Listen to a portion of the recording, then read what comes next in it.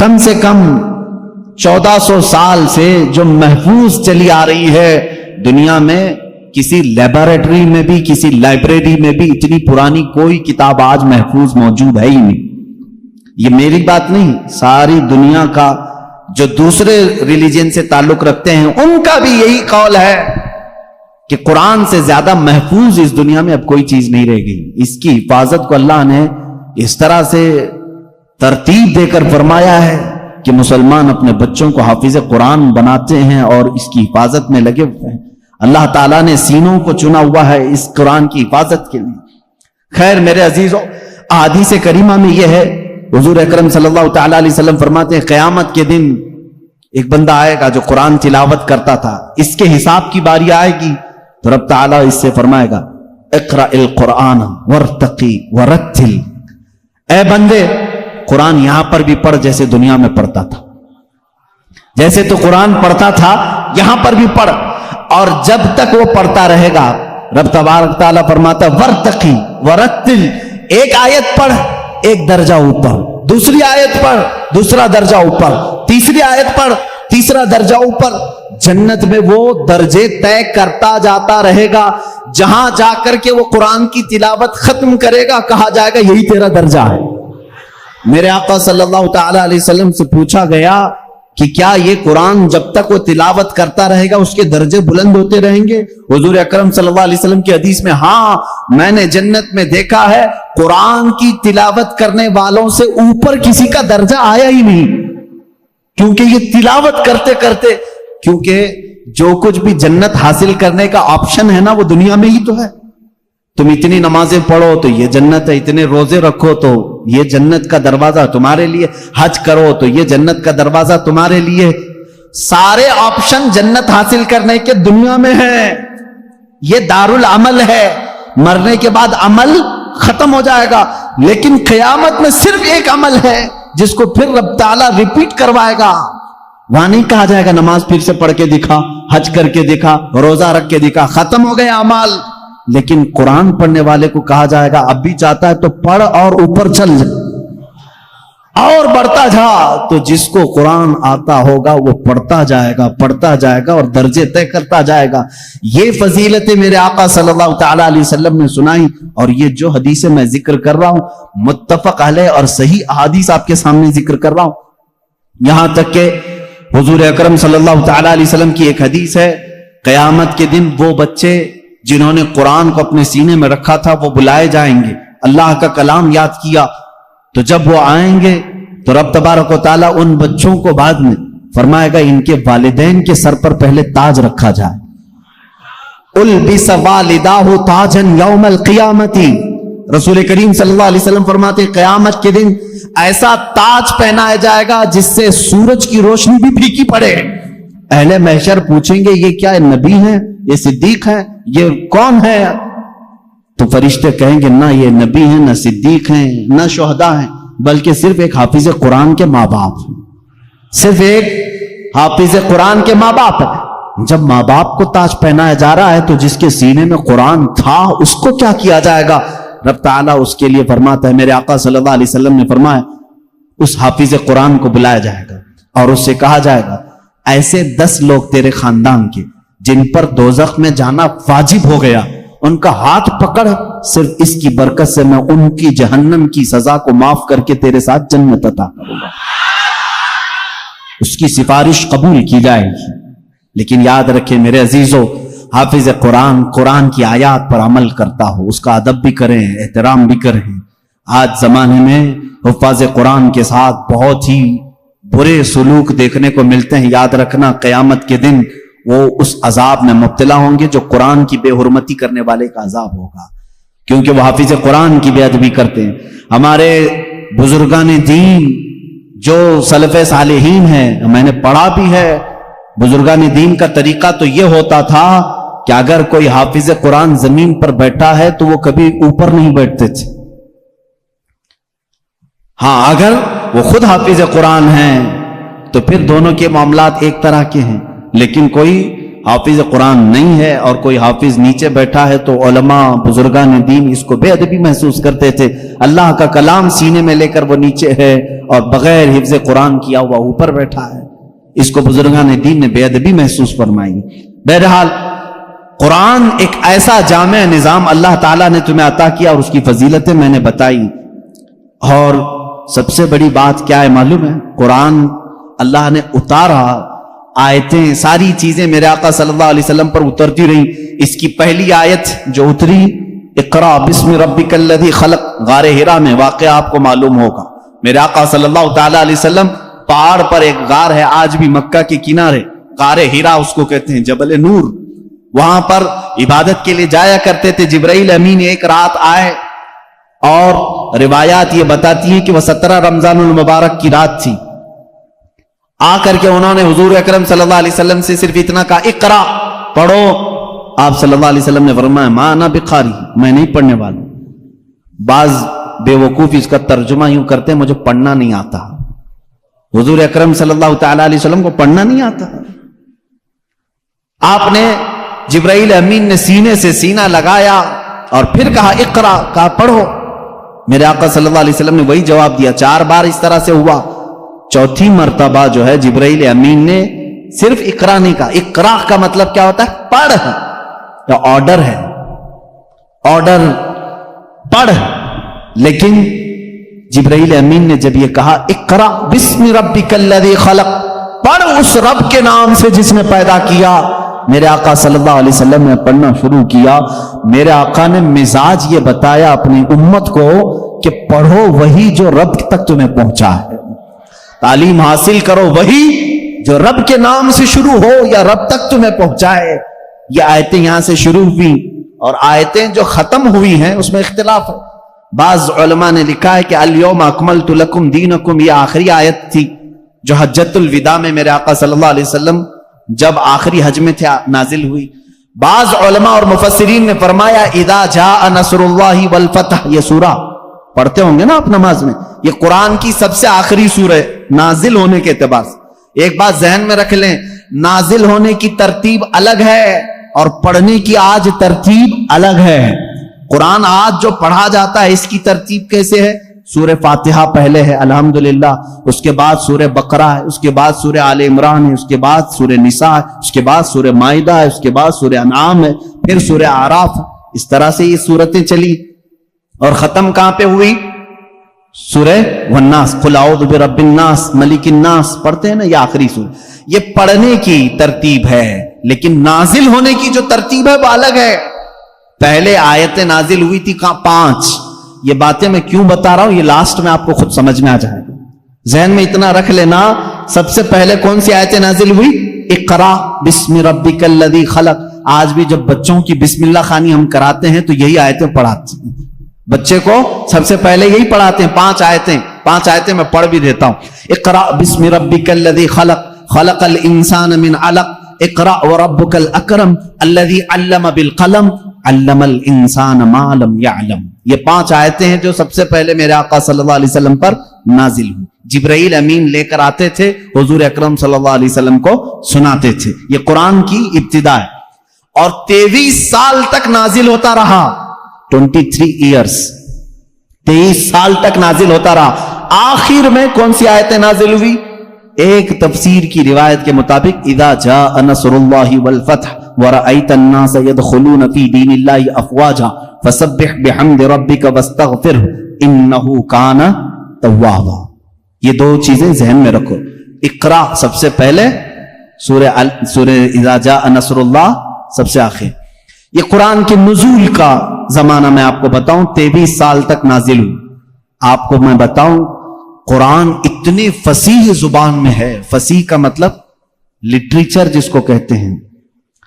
جیسے ایک اردو ہے جو ہم اور آپ بول یہاں ہبلی کی زبان ہوتی ہے، اس کو فصیح اردو نہیں کہتے، لکھنؤ والے فصیح اردو بولتے ہیں. آپ کیسے؟ اب ہم ظاہر سی بات ہے میں تقریر جو کر رہا ہوں ہو سکتا ہے یہ اردو الگ ہے، ہبلی والی اردو الگ ہے. اردو اگر میں وہ بولوں تو پھر یہاں بھونڈا لگے گا. آبے جابے تبے یہ اگر جو عام طور پر استعمال کرتے ہیں یہ بھونڈا لگتا ہے، کیونکہ فصیح زبان میں جب کوئی بیان کرے تو وہ دل میں اترتی بھی ہے بات. زبان کی مٹھاس اس کی فصاحت میں ہے.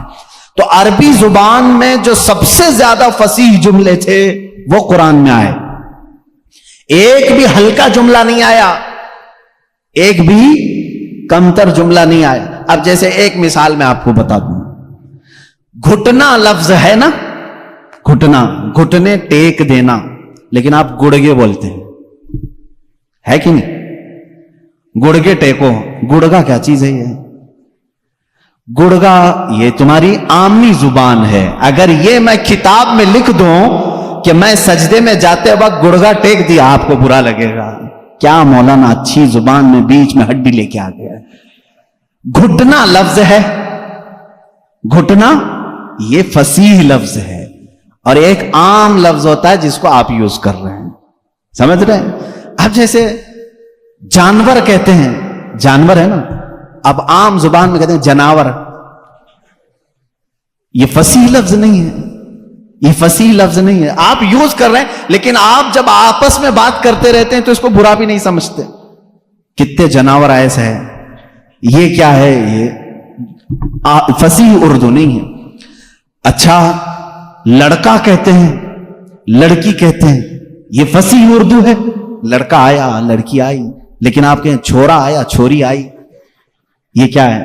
چھوکرا آیا, چھوکری آئی. اس طرح کی یہ فصاحت میں استعمال نہیں, فصاحت میں استعمال نہیں.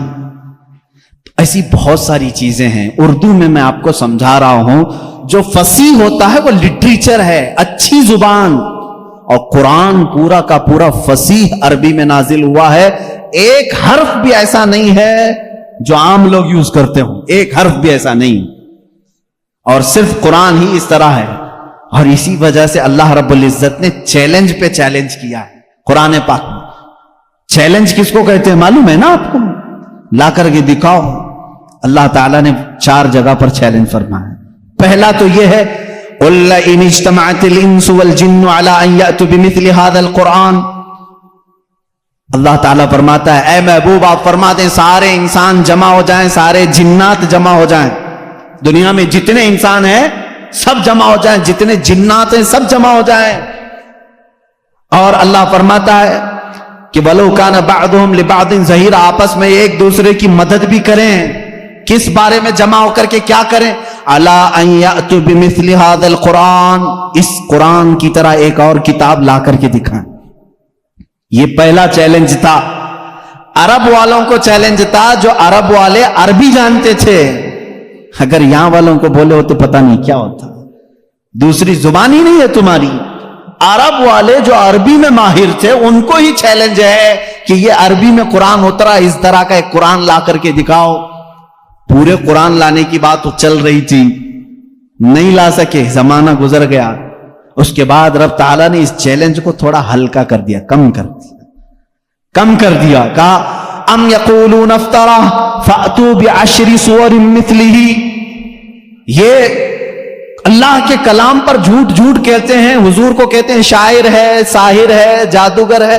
اے رسول ان سے کہہ دیں پورا قرآن تو اب تک بنا کے نہیں لا سکے, اس کی 10 سورتیں بنا کر کے لاؤ, اس کے جیسی 10 سورے بنا کر کے لاؤ. حضور اکرم صلی اللہ علیہ وسلم نے چیلنج کیا مکہ والوں کو, اور وہ آپس میں چیمی گوئیاں کرتے رہتے تھے.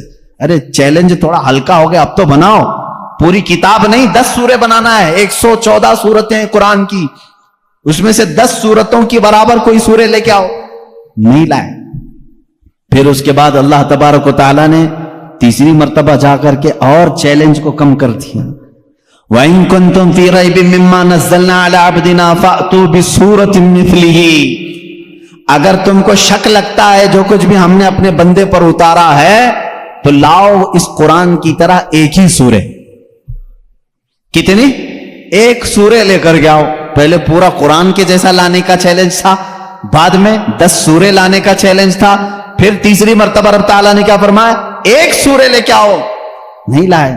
اور حضور اکرم صلی اللہ تعالیٰ علیہ وسلم نے کیا فرمایا معلوم؟ ایک سورے جب وہ نہیں لائے, اس زمانے میں کیا ہوتا تھا, کمپٹیشن ہوتا تھا شعر و شاعری کا. مشاعرے ہوتے ہیں نا, اچھا شعر کس کا ہے اس کو انعام دیا جائے. جو شعر و شاعری کرتے ہیں وہ جانتے ہیں. عرب والے شعر و شاعری میں بہت مشہور تھے. سال میں ایک مرتبہ مکہ میں حج کے موقع پر سب بڑے بڑے شاعر جمع ہوتے تھے، اپنے شعر سناتے تھے، اور جس کا شعر سب سے اچھا ہوتا تھا اس کے شعر کو کعبے کے دروازے پر لٹکایا جاتا تھا، اور اس کی فضیلت تھی سال بھر تک وہ شعر نکالے نہیں جاتے تھے، بلکہ اگلے سال اس سے بھی بہتر کوئی لاتا تو وہ نکالتے پھر اس کا لٹکاتے تھے۔ یعنی ورلڈ گینیز بک میں جس طرح ریکارڈ درج کیے جاتے ہیں، ارے میاں یہ ابھی جو ہے 100 انڈے کھایا ہے، اب دوسرے کا نام اسی وقت لکھا جائے گا جب 150 انڈے کوئی کھا کے آئے ہیں۔ وہاں ریکارڈ بنانے کے لیے شعر و شاعری ہوتی تھی، اور مکہ میں خانہ کعبہ کے دروازے پر لٹکائے جاتے تھے، وہ ہر سال کا معمول تھا۔ ایک سال میرے آقا صلی اللہ تعالی علیہ وسلم نے لکھا انا اعطیناک الکوثر فصل لربک وانحر ان شانئک هو الابتر، 3 آیتیں ہیں، ایک چھوٹی سورہ ہے، لے جا کر کے میرے آقا صلی اللہ علیہ وسلم نے خانہ کعبہ کے دروازے پر لٹکایا۔ آؤ عرب والو، اس سے بہتر کوئی چیز ہو تو اس کو اتارا جائے گا اور دوسرا اس کا لایا ہوا شعر لگایا جائے گا۔ یہ چیلنج چلا مہینہ 2 مہینے کئی دن تک، سارے پریشان تھے، اس وقت جو موجود تھے ان کے بس میں نہیں تھا۔ ایک بہت بڑے شاعر کو یہ لوگ یمن سے یا کسی علاقے سے لے کر کے آئے اور اس سے کہا یہ چیلنج محمد نے دیا ہے صلی اللہ علیہ وسلم کہ یہ 3 آیتیں ہیں اس کے اندر، اس سے بہتر کوئی چیز لا کر کے دکھائے۔ آپ کو سمجھ میں نہیں آئے گا یہ 3 چیزیں بنانے میں کیا دقت ہے۔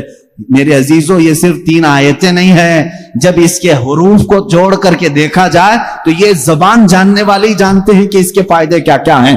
وہ بڑا شاعر آیا جو بات بھی شعر و شاعری میں کرتا تھا، اگر وہ پوچھتا کسی سے آپ خیریت سے ہیں تو شعر سے ہی پوچھتا تھا، اگر اس سے آپ پوچھتے کھانا کھائے جواب بھی شعر میں دیتا تھا۔ وہ آیا جب اس نے دیکھا کہ خانہ کعبہ پر یہ 3 چیزیں لٹکائی گئی ہیں، انا اعطیناک الکوثر فصل لربک وانحر ان شانئک هو الابتر، اس سے کہا گیا جواب لکھو اس کا، تو اس نے اپنے ایک ٹکڑے میں لکھا ما ھذا کلام البشر، یہ بشر کا کلام ہو ہی نہیں سکتا۔ میں کیا جواب دوں، یہ بشر کا کلام ہو ہی نہیں سکتا۔ وہ چلا گیا، یہ چیلنج چلتا رہا، کوئی نہیں لا سکا قرآن کے مثل۔ اور آپ کو میں بتاؤں مزہ کا خیز بات، بہت مرتبہ مسیلمہ کذاب ایک ایسا شخص تھا جو اپنی الگ شریعت چلانا چاہتا تھا، حضور کے علاوہ اپنے آپ کو نبی کہنا چاہتا تھا۔ اس سے لوگوں نے کہا کہ محمد صلی اللہ تعالی علیہ وسلم وہ نبی ہیں، ان پر قرآن کی آیتیں اترتی ہیں، تو بھی تو لے کے آ، تیرے پاس کہاں ہے کتاب؟ جیسے قادیانی کو بھی کہا گیا تھا، غلام مرزا قادیانی جو ہے، یہ مرزا غلام احمد قادیانی جو پنجاب کا تھا، اس نے بھی نبی ہونے کا دعویٰ کیا تھا، اس کا بھی وہی حشر ہے جو مسیلمہ کذاب کا تھا۔ جھوٹے نبوت کے دعوے دار دجال ہوتے ہیں، یاد رکھو۔ میرے آقا صلی اللہ علیہ وسلم خاتم النبیین ہیں، آپ کے بعد کوئی نبی نہیں ہوگا۔ لیکن وہ مسیلمہ کذاب نے جب یہ کہا، اس سے جب لوگوں نے کہا تیرے پاس کہاں ہے آیتیں ہونا چاہیے ویسے قرآن کی جیسے محمد صلی اللہ علیہ وسلم کے پاس آتی ہیں، کہا میں بھی بنا کر کے لاتا ہوں، میرے پاس بھی آتے ہیں۔ تو بہت دن تک سوچا اور پھر اس کے بعد خود سے ہی اپنے دماغ سے بنانے لگا کہ الفیل ملفیل وما ادراک ملفیل، قرآن کی سورہ ہے نا القاریۃ ملقاریہ وما ادراک ملقاریہ، اس سورے کے وزن پہ اس نے اپنے سے بنایا الفیل ملفیل وما ادراک ملفیل ذنبہ صغیر وخرطومہ طویل، یہ بنایا لے کر کے آیا سارے لوگوں کے سامنے۔ کیا مطلب ہے معلوم ہے اس کا؟ الفیل ملفیل، ہاتھی، کیا ہاتھی، وما ادراک ملفیل، تم کیا جانو کہ ہاتھی کیا ہوتا ہے؟ اس کی پونچھ چھوٹی ہوتی ہے، اس کی سونڈ لمبی ہوتی ہے۔ ابھی یہاں ہنس رہے ہیں، عرب والے تو اس پر پیٹ پکڑ کر ہنسنے لگے، کیا بنا کے لایا بیوقوف۔ سب اسی وقت ہنس پڑے۔ ظاہر سی بات ہے 14 صدیوں کے بعد مسلمان اس کی بات پر ہنس رہے ہیں تو عرب والے کتنا ہنسے ہوں گے۔ گیا بھاگ کر کے نہیں بنا لا سکا۔ اب اس کے بعد عرب مکہ والے بڑے بڑے جو مالدار تھے وہ لوگ جمع ہوئے اور کہا جو بھی عرب کے بڑے بڑے شاعر ہیں ان کو لاؤ، پیسے دو اور بناؤ کچھ بھی، ہمارے لیے جینا دشوار کر کے رکھی ہیں یہ آیتیں، یہ چیلنج پہ چیلنج دے رہے ہیں اور ہم بنا کر کے لا نہیں پا رہے ہیں۔ پورے شاعروں کو جمع کی، ان کو بڑے بڑے نذرانے دی، کتنا چاہیے پیسہ سب لو، جاؤ اس کے برابر بنا کے لاؤ۔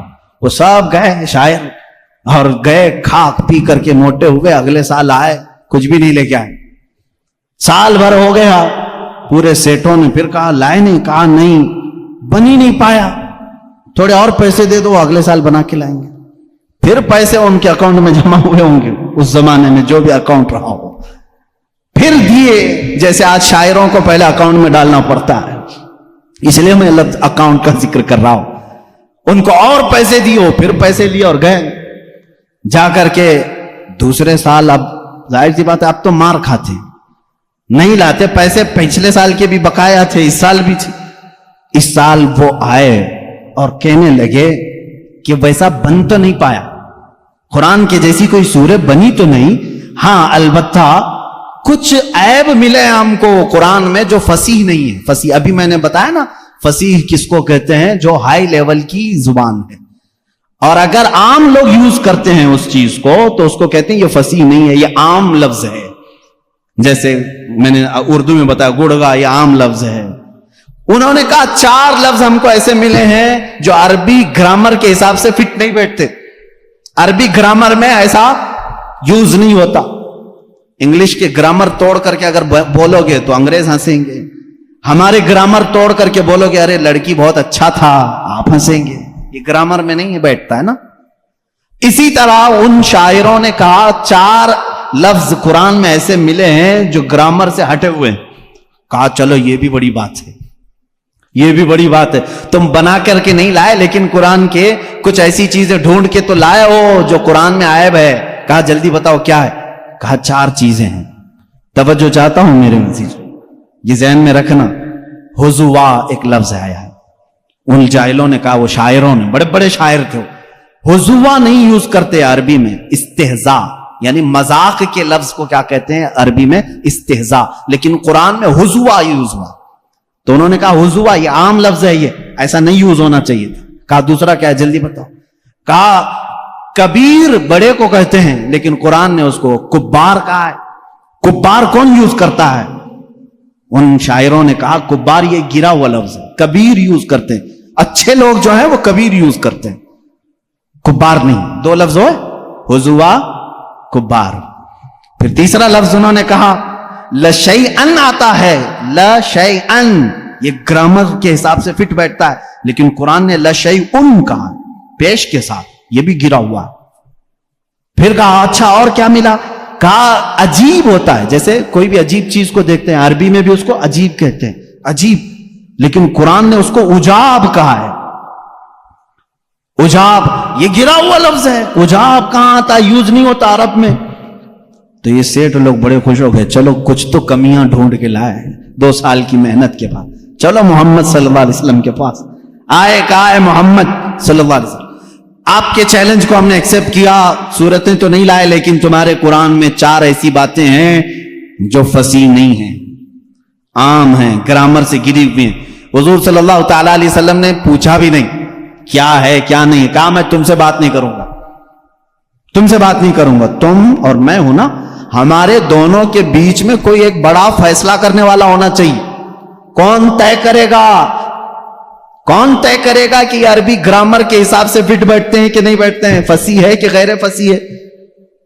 تو حضور صلی اللہ تعالی علیہ وسلم نے یہ فیصلہ بھی ان کے ہی حوالے کر دیا, جاؤ تم ہی ڈھونڈ کے لاؤ کوئی ایسا بڑا آدمی جو میرے اور تمہارے درمیان فیصلہ کرے گا. تو انہوں نے کہا ٹھیک ہے ڈھونڈتے ہیں. ڈھونڈ کر کے جانتے ہو کس کو لائے ہو؟ ایک 97 برس کا بڈھا تھا, 97 ایئرس کا. وہ اپنی لینگویج کو اتنی محفوظ رکھتا تھا کہ شہر کی لینگویج مکس نہ ہو جائے, اس کے لیے وہ پہاڑوں پہ رہتا تھا. اس کو اپنی لینگویج پر فخر تھا, اس سے زیادہ عرب میں کوئی فصیح آدمی نہیں تھا. اگر اس کی طرف سے کوئی بات آئی تو پورے عرب میں وہ قانون بن جاتی تھی, یہ لینگویج بہت فصیح ہے, فلاں بوڑھا جو 97 سال کا وہ بولتا ہے. تو یہ لوگ گئے, سارے سیٹ اور شاعر اس کے پاس گئے, کہا ہمارے اور محمد صلی اللہ علیہ وسلم کے درمیان میں ایک مقدمہ ہے, آپ کو فیصلہ کرنا ہے. انہوں نے کچھ بتایا ہی نہیں تھا کیا ہے کیا نہیں ہے. اس بوڑھے کو منا لیا اور وہ بوڑھا اتر کے آیا, پہاڑوں سے اتر کر کے حضور کے پاس آئے. اب فیصلہ ہونا تھا. اب توجہ چاہتا ہوں, 4 لفظ ہے نا, حضوا, کبار, لشیئن, عجاب, یہ 4 ورڈ ہیں. ان کا دعویٰ تھا اس بوڑھے کو لے کر کے آئے فیصل بنا کر کے. حضور صلی اللہ علیہ وسلم کے پاس جب وہ آیا تو حضور بیٹھے ہوئے تھے, اور عرب میں بڑے لوگ آتے ہیں تو کھڑے ہو کر کے استقبال کرتے تھے. حضور اکرم صلی اللہ علیہ وسلم نے نہیں استقبال کیا, اٹھے ہی نہیں, آپ بیٹھے رہے. وہ بوڑھا آیا, دیکھتا رہا, اور اس کے بعد آ کر کے اپنی جگہ بیٹھ گئے. حضور کھڑے ہو گئے. وہ جب بیٹھا حضور کھڑے ہو گئے. وہ بچک کر کے پھر کھڑا ہو گیا. بوڑھا تھا, حضور صلی اللہ علیہ وسلم بیٹھ گئے, پھر وہ بھی بیٹھا. تھوڑی دیر وہ ادھر بیٹھا تو میرے آقا صلی اللہ علیہ وسلم نے فرمایا نہیں ادھر آ کے بیٹھو. اس کو اٹھایا, پھر ادھر بیٹھایا. تھوڑی دیر ابھی وہ بیٹھا تھا, پھر حضور نے فرمایا یہاں نہیں, ادھر آ کے بیٹھو, ادھر ہی ٹھیک تھا. اس کو پھر ادھر اٹھایا. بھائی 97 سال کے بوڑھے کو اگر بار بار اٹھاؤ گے بٹھاؤ گے سنک جائے گی, کیا ہوگا؟ پھر اس کے بعد اس کو حضور نے کہا تیسری مرتبہ, ارے نہیں آمنے سامنے بات کرنا اچھا, یہاں سے اٹھو سامنے آؤ. ارے میاں اب تو اس کی حالت خراب ہو گئی. اٹھا اور غصے میں بولنے لگا یا محمد انی شیخ کبار اتتخذنی ہزوا وان منکم ھذا لشیء عجاب. اس بوڑھے نے کیا کہا معلوم ہے؟ اے محمد انی شیخ کبار, میں بوڑھا آدمی ہوں, اتتخذنی ہزوا, کیا تم میرا مذاق کر رہے ہو؟ وان منکم ھذا لشیء عجاب, اور ایسا معاملہ تمہارے سے یہ بہت عجیب لگتا ہے. چاروں ورڈ اس نے ایک جملے میں یوز کیے. حضور اکرم صلی اللہ علیہ وسلم نے ان شاعروں کی طرف دیکھا, لائے بھی تو اس کو لائے ہو جو قرآن کی باتیں ہی یوز کر رہا ہے. بیچارے اب ان کے پاس منہ جھکا کر جانے کے علاوہ کیا چاہ رہا تھا؟ فیصلہ ہو گیا اس دن. یہ بوڑھا جو بات کہتا ہے وہ فصیح بات کہتا ہے. بعد میں اس بوڑھے کو پتا بھی نہیں تھا کہ یہ لوگ لائے کس بات کے لیے تھے, کس چیز کا فیصلہ کرنے کے لیے لائے تھے. ہو سکتا ہے بعد میں جا کر کے اس کو بہت جھگڑا ہوا ہوگا کہ ہم تو یہی 4 باتوں کو یہاں پر تمہیں بتانے کے لیے لائے تھے کہ قرآن میں غیر فصیح, وہی بول کے آ گئے.